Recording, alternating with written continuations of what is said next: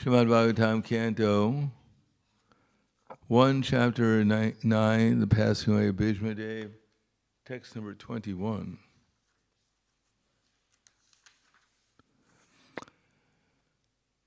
Sarvatmana samadrisho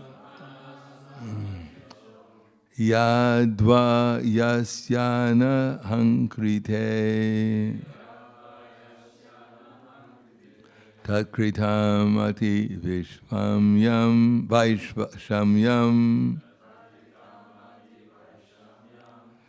niravad yasya na kvachit Sarvatmana samadrisho yadva yasya na hankrite takritam ati vaishamyam niravad yasya na kvachit.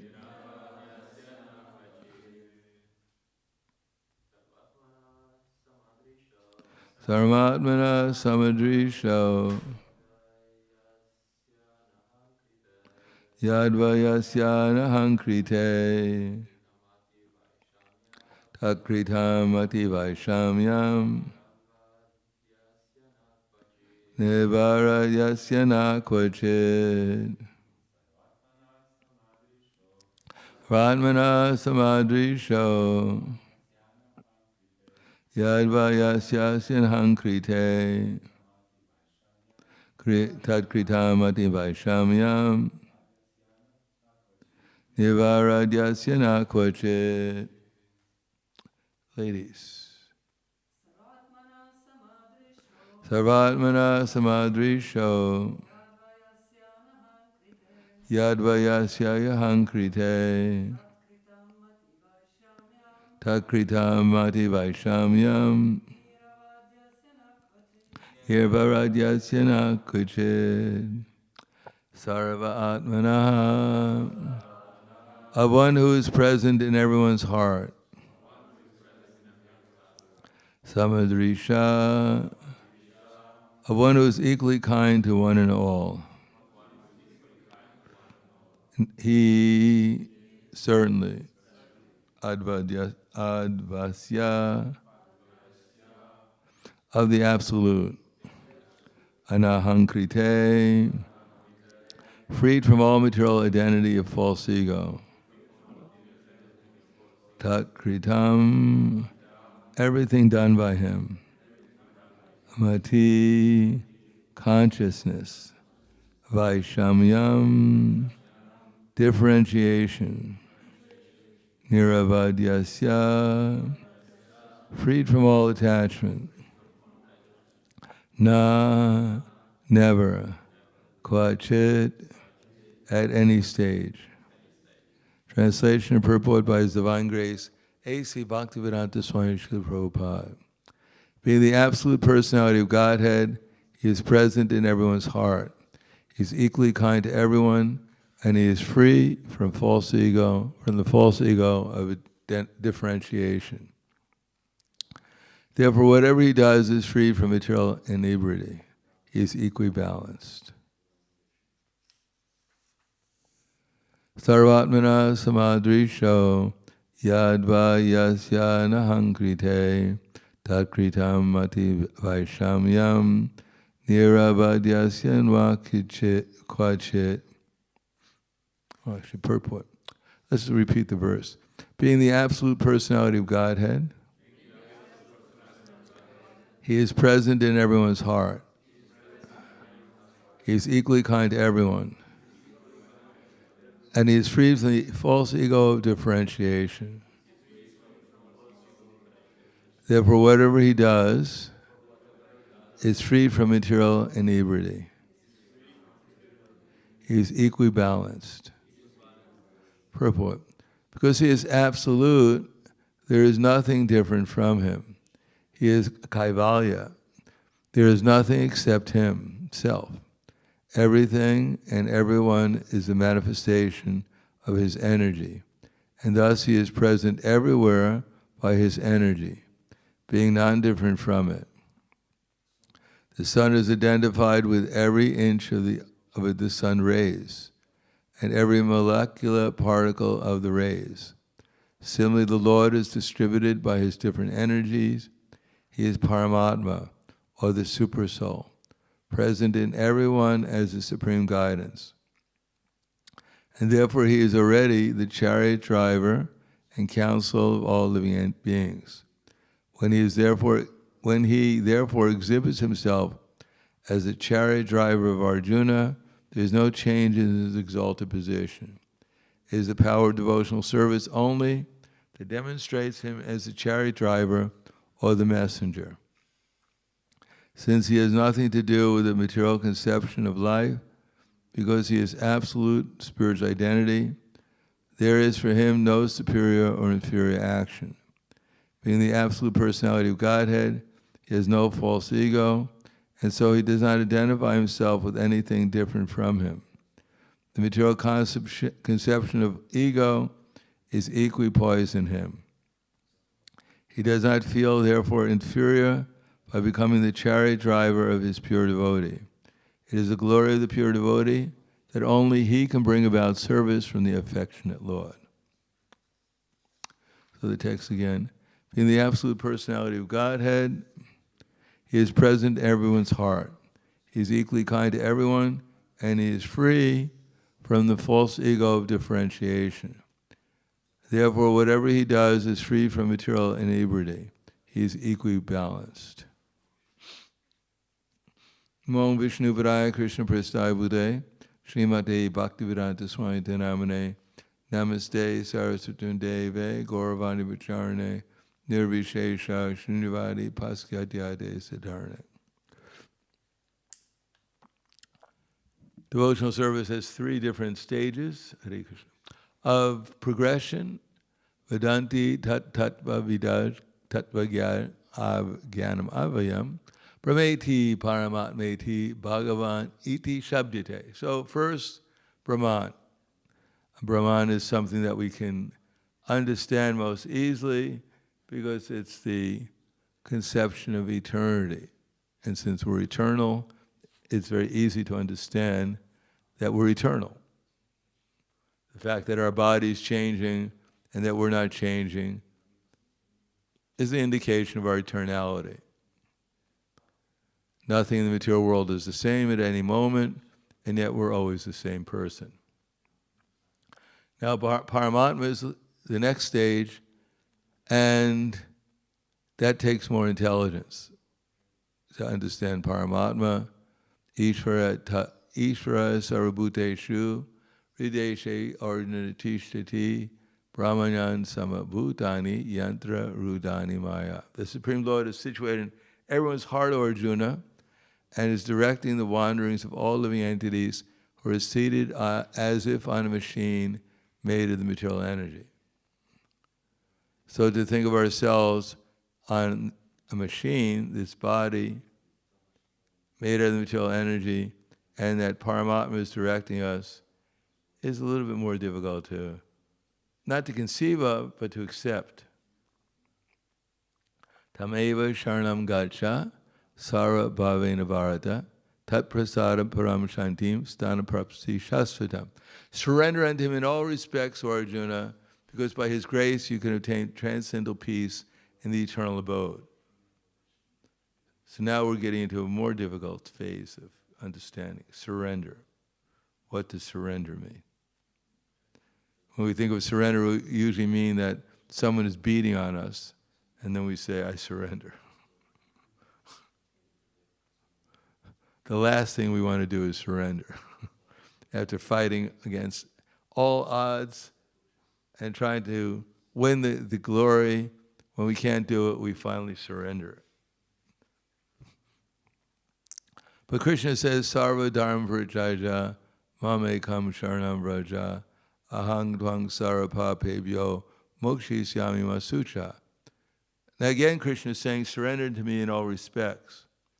Give up all varieties of religion and just surrender unto me, and in return I'll protect you from all sinful reactions. So there must be some connection between 1866, when Krishna says surrender, in 1862 when Krishna says surrender.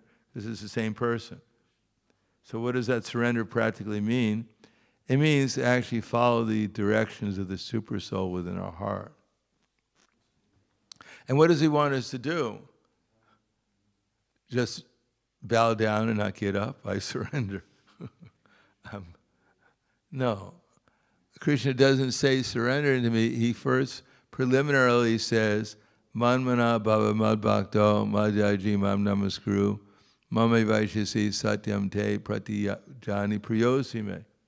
First, he gives us the preliminary activities we have to do before we can actually even begin to think about surrendering to Krishna. First of all, manmana, which means we have to hear about Krishna.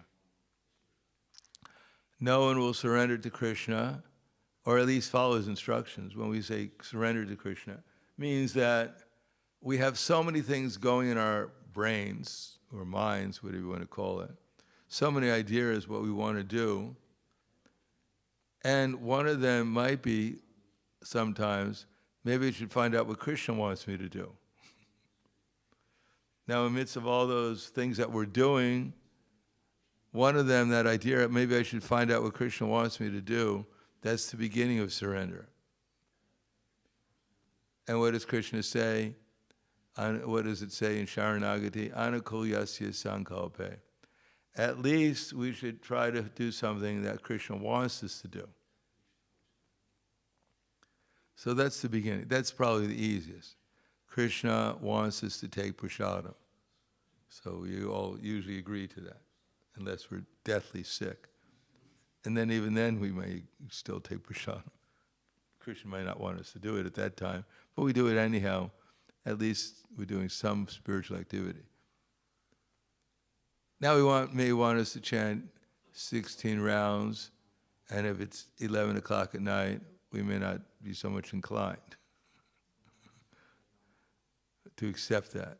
And pratikulyasya sankalpa, to give up things that we want to do, but we shouldn't do. Oh, that's much more difficult. Here we get the problem.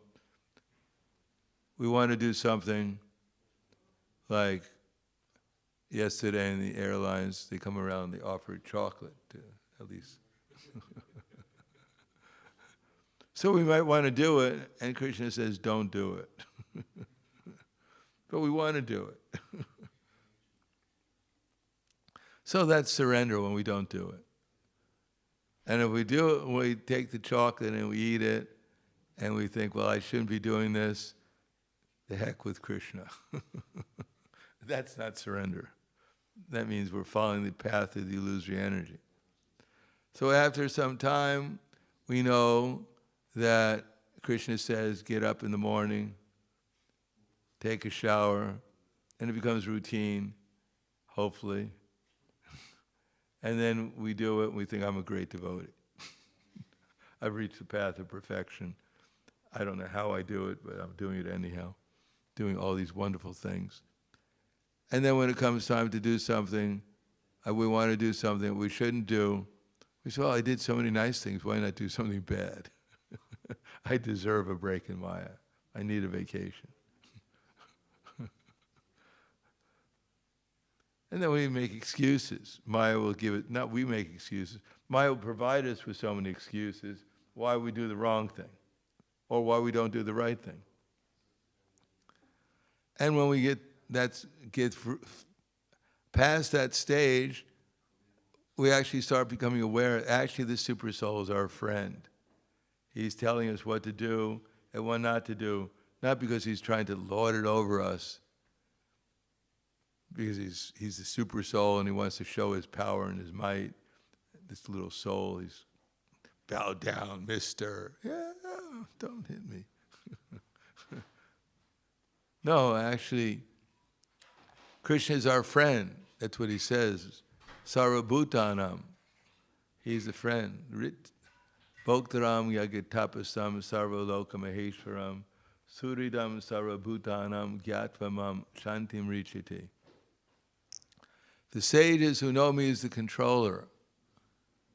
That is, either we accept Krishna's control or we accept his illusory energy's control. But it's both the same thing. It's all under his control.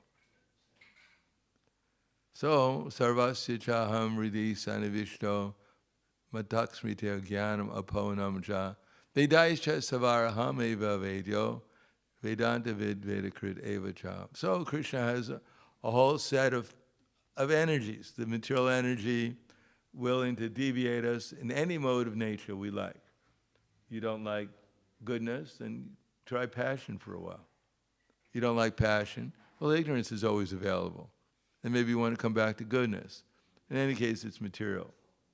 All based upon the idea that I am this body, and everything in this world has things in relationship to this body have a relationship with me. And there's a whole set of things. People who are, as Krishna has explained, if we want some more specific examples, that's another thing. But in general, ya imam prapise, ya idam prapise, ya imam prapise sta,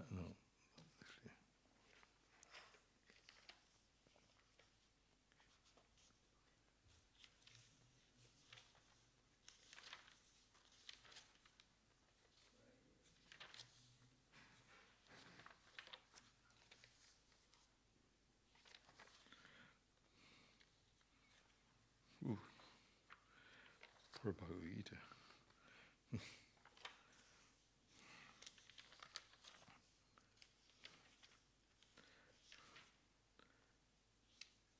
Idam adyamaya labvam, idam prapse manoratam, idam asti me, vivishati panardanam, asomaya hatakshatra, hanishe chaparanapi, ishvaraham hambogi, stiraham balavan sukhi. Adyo bijanavan asmi, konosti sadrisham maya, yakshedasyami modisha, ityagana vimohitaha. So much is mine today. Now, generally speaking, well, that's normal. Am I really going to think nothing's mine? And therefore I look at the clothes on my, it's not mine, I can't wear them today. I have nothing to wear because nothing is mine. It's all Krishna's. We should offer all our clothes to the deity because the deity is Krishna. Everything belongs to him. Well, then my body belongs to Krishna too. What am I supposed to do with it? Well, if it belongs to Krishna, then we're supposed to utilize it for Krishna. That's all. That's the natural conclusion. Otherwise, what are we going to do with the body? But idam adya maya labvam, so much is mine. So it's mine. And I'll get more and more in the future. So much wealth I have, and I'll get more and more and more. Not as Krishna's, it's Krishna's body. And then the next thing is, I should utilize it according to how he wants me to do. That will to make him satisfied. Not that it's my body, and Krishna wants the body, so I don't want to give it to him. I don't want to use it for him. So I just forget him, and I just do whatever I want, and when I need him, then I remember him again and do what he wants. So this is called, well, mixed devotional service, but generally speaking, the whole idea is idam adyamaya ladvam imam prapse manoratam. So much is mine, and I'll gain more and more in the future. So much money do I have, so much wealth do I have, and in the future I'll even get even more. And then, on that basis, the duality creeps in. Asomaya hatakshadra hanishe chaparanapi. He is my enemy, because my enemies want to take things away from what I think is mine. Anyone who wants to give me something, they're their friend. And if I have so many things, if they just give me some praise, and I think, yes, you're so wealthy, you're so strong, you're so amazingly great, like in book distribution. You want to give them a book, but they don't want the book. So you give them something in exchange. You tell them how great they are, how effulgent they are, how merciful they are. Like Sanatana Goswami, he was imprisoned by the Nawab Hussain Shah, and Rupa Goswami had put 7,000 gold coins on deposit, 7,008 gold coins, to be more specific, on deposit with the village broker, and he was prisoned by the Nawab Hussain Shah. So the Nawab Hussain Shah left to go to Bengal, to conquer Bengal, and Sanatana Goswami was left with a jailkeeper. So he wanted to bribe him. So he said, "My dear jailkeeper, you're a great scholar. I know you know the whole Quran and you know all so many spiritual literatures. And you know that if one frees a person from the material existence, and he himself gets liberated. Or if one frees someone from jail, he also gets liberated." So Prabhupada writes that if one is put in an exalted position, immediately he accepts it. Yes, it's true. Just like if we give a class.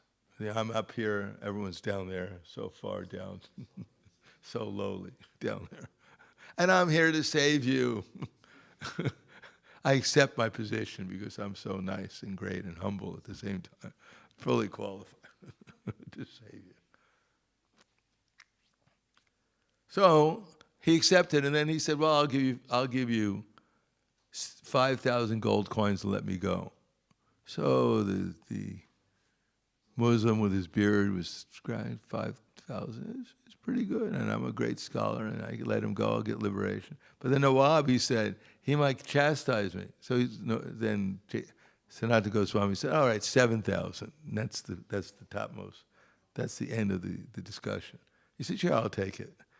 But what about the Nawab? Just tell him that Sanatana Goswami was going to the bank of the Ganges to pass stool, and he threw the chain and the ball and tried to escape, to swim away, but the heavy ball that he had on his foot sunk him into the river, and he drowned, and he washed away, and we couldn't find him. But don't worry, I'm going to go on pilgrimage. I'm going to Mecca, and you'll never see me again, and Nawab won't even know I exist anymore. So we put someone in a position, they immediately think, "Yeah, of course I deserve it." I deserve much more, but anyhow, I'll accept this lowly position as king or whatever it is, or great scholar or whatever. And then you become attached to it. It's like a baby, You have your hand, the baby puts its finger in your hand, it grabs hold of your finger, it won't let go. Let me go.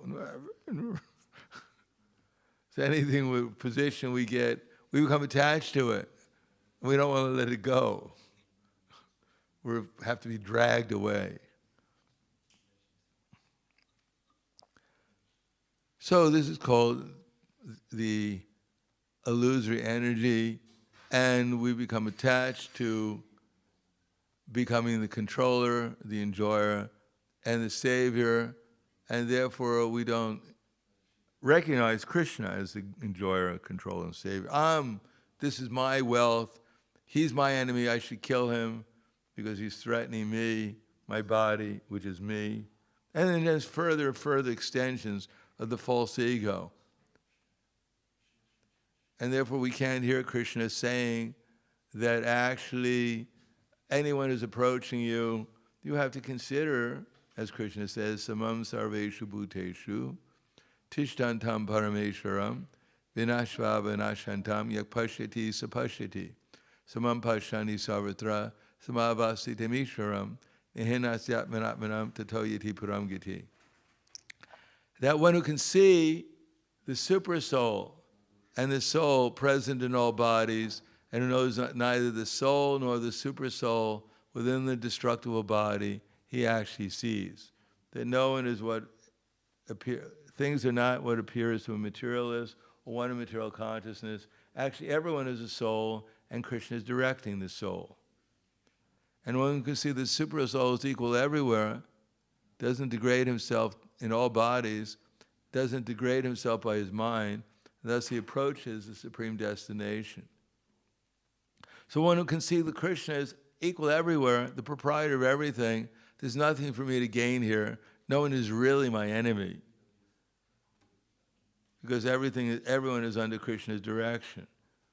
And if someone appears to be my enemy, this is Krishna's arrangement for my purification or to receive the results of my past activities. And to think I have to kill this person, well, we may have to kill them under certain circumstances if they attack a devotee or the deities or something. Other than that, maybe we should just run away rather than get entangled. Or as they say in English, he who hits and runs away lives to fight another day. So we have to be careful about my enemy. Actually, Prahlad Maharaj said, we have no enemy except for the uncontrolled mind. The mind which is full of material conceptions and is imagining so many things in illusion due to its accumulation of lust and greed and anger. It's created so many enemies within the mind. So many things it's trying to protect. And Ashtomatra, idama dhyamaya ladvam imam prapsem manoratam idam astiyam apime pravishati prardanam asomaya hatakshatra hanishe chaparana pi. So many enemies I've killed, and I'll kill all the other ones too eventually. It's going to be a big struggle, but anyhow, eventually we kill everyone. Because we see everyone eventually as our enemy. See, that's called illusion. I'm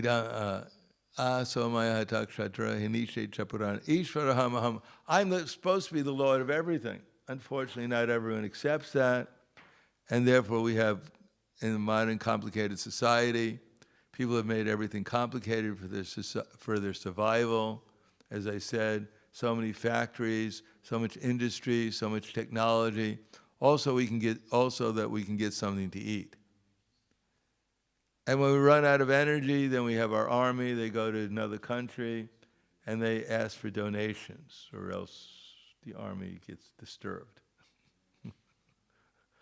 And that's called, we feel completely justified in wiping out whole nations, whole people, because we have to get what we think we deserve, everything.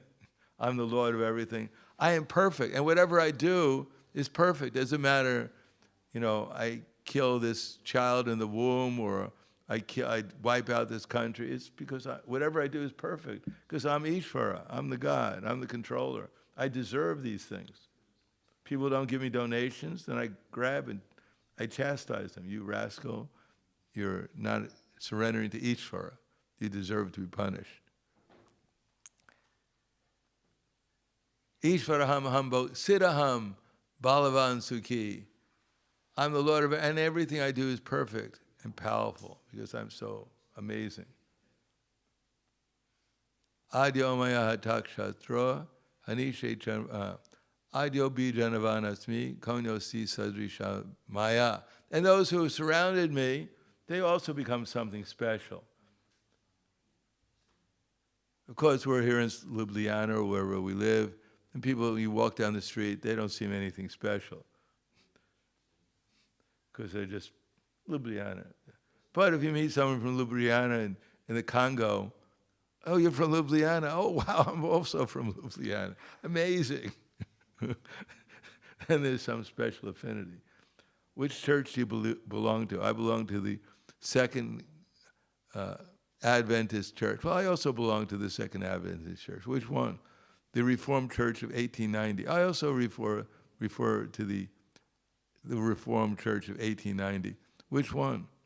The one that incorporated, the change of amendments in 1896.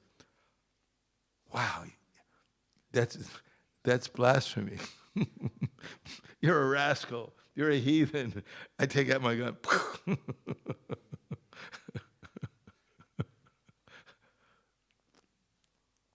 Anyhow, as long as you don't get too deep, then we find some affinity.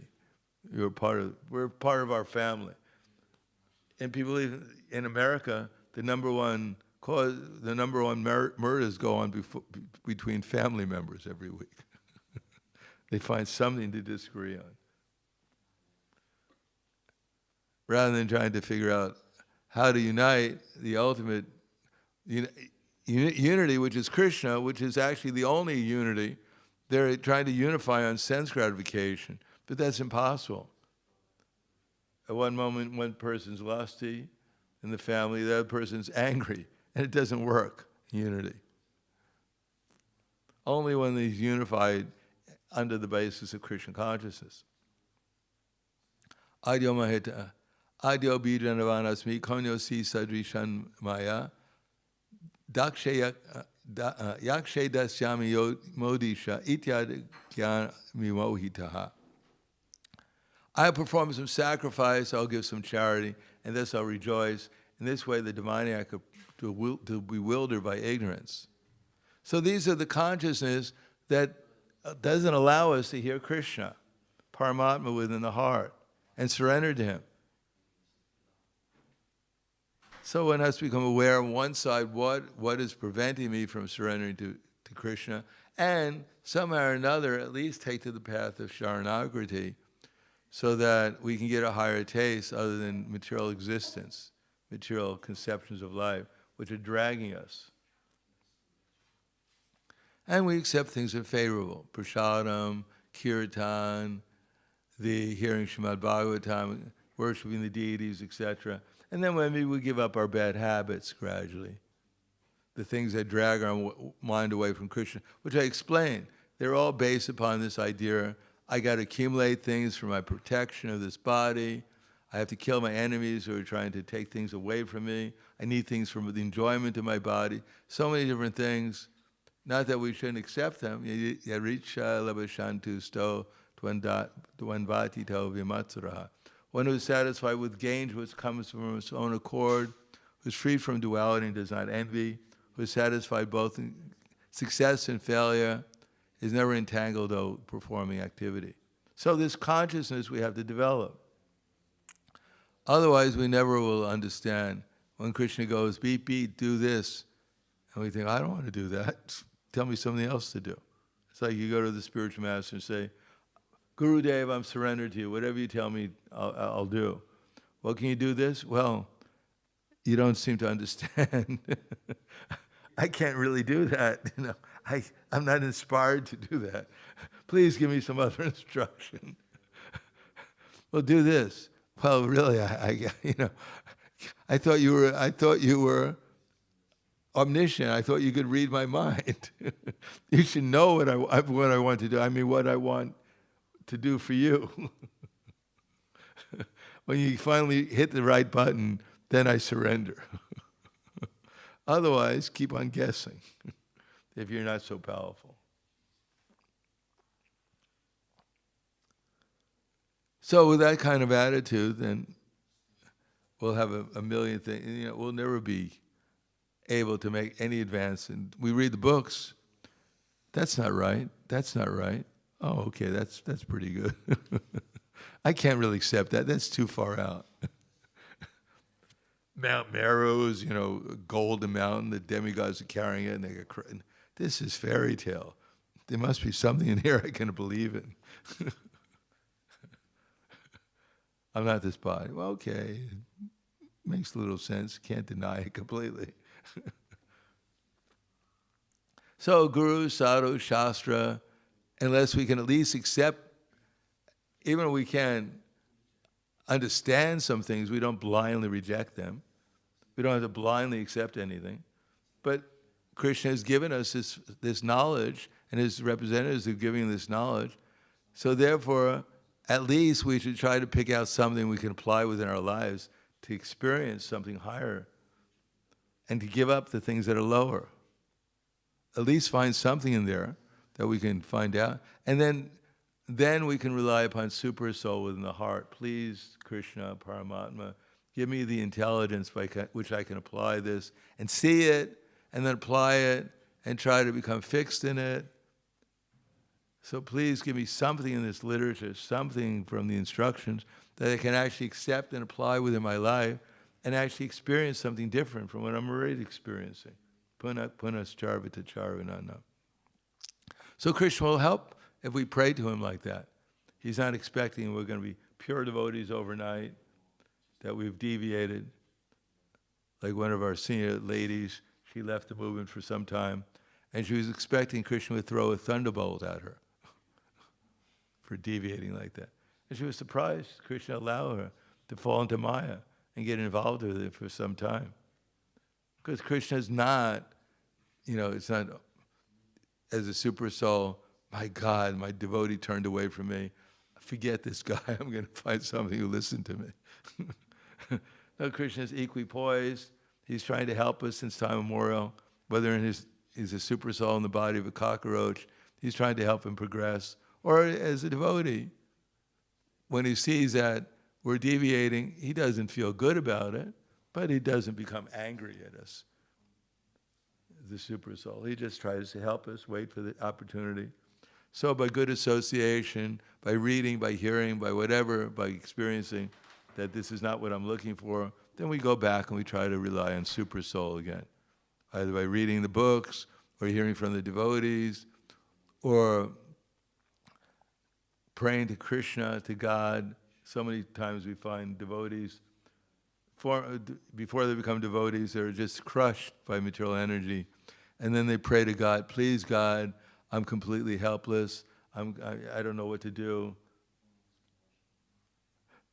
I was hearing yesterday, or a couple of days ago, when a devotee was distributing books, and he was in a parking lot, and one man, he had decided he was going to end his life. Everything was going bad. Everything was going wrong. So he took his car and he put the exhaust into the car, locked all the car doors and the windows, and let the exhaust come into his car, and he was going to commit suicide. So some devotee came along and was distributing books in the parking lot, kept on knocking on the door, on the window, and the man wouldn't open up. So the devotee decided to leave the book, on the window, on the screen. So the man was going to kill himself, so he said, I might as well read something before I go. So he opened up the window, took the book, started to read it while the gas was coming in. He read a couple of paragraphs and said, wait a second, what am I doing? Opened up the windows, took the gas pipe out, read the whole book, went to the temple, and became a devotee. Don't try it. There's better ways of becoming. Read the books before, then you want to. So Krishna is always trying to help us. He's not angry at us, and we should just try to take help. That whatever advancement we make is permanent. And we should see right now, I'm just not taking his help very much. I'm covered by the illusory energy, so I should try to take his help more. Not that I'm such a great devotee, how is it possible I got myself into this situation? No, as one devotee asked Prabhupada, should I try to become a great devotee? And Prabhupada said, don't try to become a great devotee, just try to become a devotee. So we have to take Paramatma's help, Guru Sadhana and Shastra, and gradually advance in Sharanagati. And he's there to help us. So I'll stop there. Thank you. Any questions or comments? Yes. I've just been reflecting, the longer I stay as an aspiring devotee, the more I'm seeing the false ego and the pride coming, being able to observe it, being able to see it. It's interesting, you think, well, it should be just fading away, but I'm becoming more aware of it. Well, that's good. That's what Krishna says in Bhagavad Gita. So, Ananyam gunebhyas kartaram drashteva nupashati gunebhyas cha param veti madhvavam sadigachati. When you see that there's nothing except for the three modes of material nature, and that the Supreme Lord is transcendental to these modes, then you can know my divine nature. And then Prabhupada writes in the purport, when one can see how the three modes of working, let's get the exact quote here. This is chapter 13. Actually, must be chapter 14, text number 19.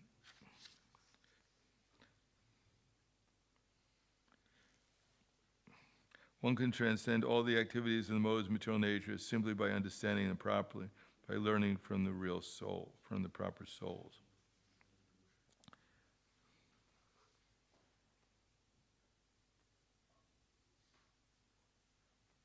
For one who can see things as they are, it's something I can't find it here. For one who can see things as they are, oh, here it is, the last one. For one who can able to see things as they are, the influence in the material nature gradually ceases. So it seems like it's first we need the awareness comes, and then we can have the transformation. Yeah, of course. It's either theoretical awareness, jnana, and then we look and say, well, yeah, it's there. And then we do the activities, devotional service, with enthusiasm, and then Krishna gives us more, actually, intelligence by which we can see things, actually. And then when we act accordingly, we try to make amends and try to act as a servant of Krishna. Then he reveals himself within our heart. We follow through the process, and we become ecstatic, and this gradually, the influence of the material modes will get purified and they cease. We go from ignorance to passion to goodness. So to think that my false ego has gone away is wrong. Otherwise, look in the mirror and ask the mirror on the wall, who's the greatest of them all? We usually get the same answer, even after years of devotional service. But we're not attracted to McDonald's. We don't go. We don't go to cinemas usually. So we've developed a detachment from material existence to some extent, but we have to become a little patient, and we have to develop confidence by looking back and seeing how I've actually made some advancement, and then try to go forward. Not that I'm such a great soul, I'm such a great devotee. I should have been out of this material nature years ago. This little material nature. Who's the material nature compared to me? I'm so great. No, we have to develop love for Krishna and see how great Krishna is, and then we'll develop some awareness of how small we are and how dependent we are on him. So that only comes from hearing, developing intelligence, focusing the mind upon Krishna, and by applying that in different circumstances, remaining Krishna conscious, developing faith in the process, and then feeling dependence upon Krishna and reliance upon him. That's the last stage. And then the false ego goes away when we're constantly in Krishna consciousness, constantly acting as Krishna's servant in all circumstances. Otherwise, how is it possible the false ego can go away? We're not, either we're Krishna's servant or we're this body. There's only two things. As soon as we forget Krishna, then we think we're this body.